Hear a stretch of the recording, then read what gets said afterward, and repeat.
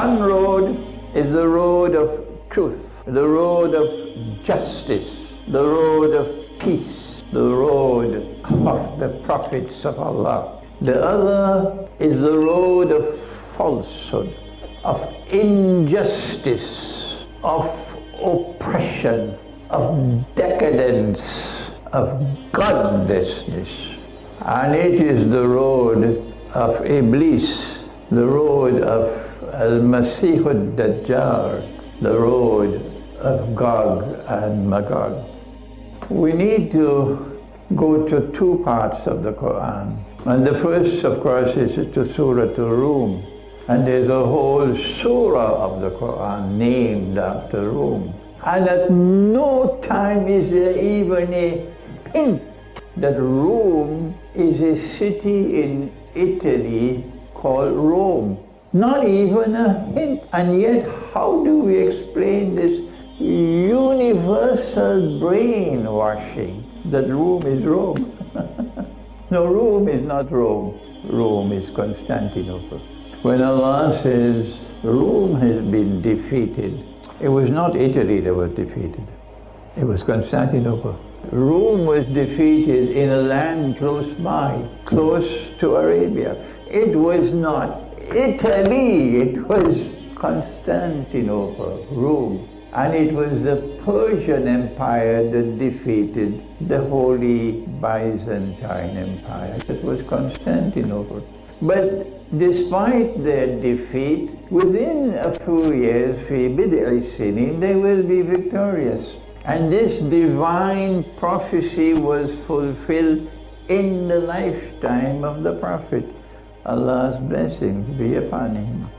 And it is as plain as daylight that the Quran is referring to two victories of Rome. One which occurred in the lifetime of the Prophet ﷺ, and another which has not as yet occurred.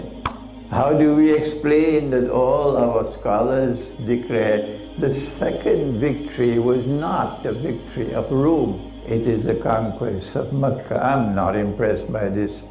That Rome is victorious because Allah helped Rome. So what kind of Christians were they in the lifetime of the Prophet ﷺ, who Allah helped and they were victorious? Were they a people who believed in the Trinity? Were they a people who worshipped Jesus as the Son of God and the second person in the Trinity? The answer is an overwhelming yes. There is no way you can get away from that. Despite the fact that they believed in the Trinity, despite the fact that they worshipped Jesus as the Son of God, yet Allah helped them and they were victorious. And they will again be victorious. Where is Rome today? After Constantinople was conquered by the Ottoman Empire, Rome moved to Moscow, and Ukraine is connected with Moscow. And there is a second victory for Rome, which the Quran has made mention of. When will that victory come? My Islamic eschatology tells me the only significant military event remaining to occur in the world, which will change history, is the Great War. Nothing else can compare with that. And so my view is that the second victory of Rome will come in the Great War. But let me warn you, but the Quran also speaks about something else in Surah Al-Kahf, about a great traveler who traveled to the two ends of the land. And the Quran referred to him as Zul Qarnayn. And we say that Qarn in the Quran is not a horn, not a horn. Qarn in the Quran is a generation, a people, an epoch. He's someone who possesses power. But power rests on the foundations of faith. That is this road. And he uses power to resist the oppressor. That's this road. And he uses power to help and to reward those who have faith and are righteous. That's this road. And when he traveled in the direction of the setting of the sun, meaning westwards, and he came to this body of water, which was Ainun Hamia, dark and murky. And we all agreed now that it is a Black Sea. Allah spoke to Zulkarnain. So I never identify Zulkarnain with any historical personality. I never do that. How will you treat these people? And he says, those who are wicked in conduct, I'll punish them. When they return to you, you will also punish them. And those who are righteous in conduct and have faith, I will reward them and treat them nicely.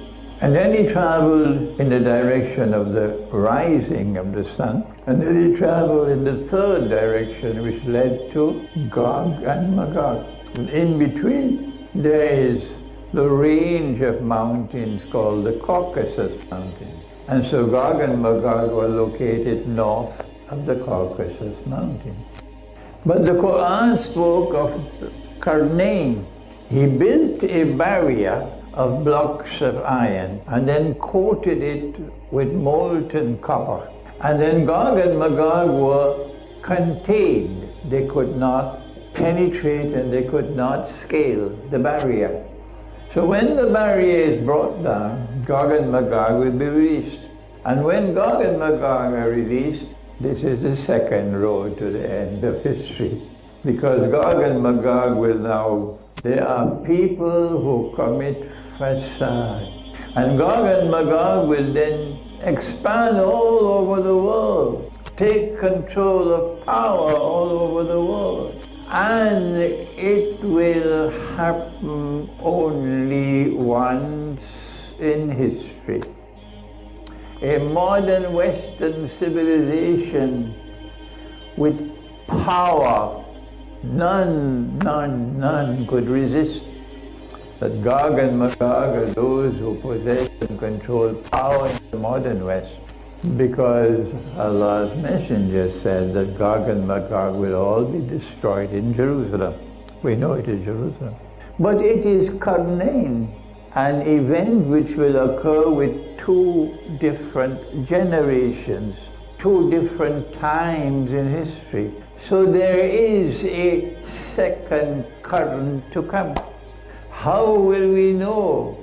What are the footprints of the second current? Answer, you've got to look in the region of the Black Sea. And when you see power rising in the region of the Black Sea, and that power is resting on foundations which are truth, godly, and that power is used to resist the oppressor and seek to liberate the oppressed, and that power is used to reward those who are righteous in conduct and treat them nicely. And therefore that power resists modern Western civilization. Then that power is this time for history to repeat itself. The first time it was a barrier built of blocks of iron, and Gog and Magog were contained, checkmated. I want to share with you my insight that we are now living through the second current, and you can see it at work in Ukraine.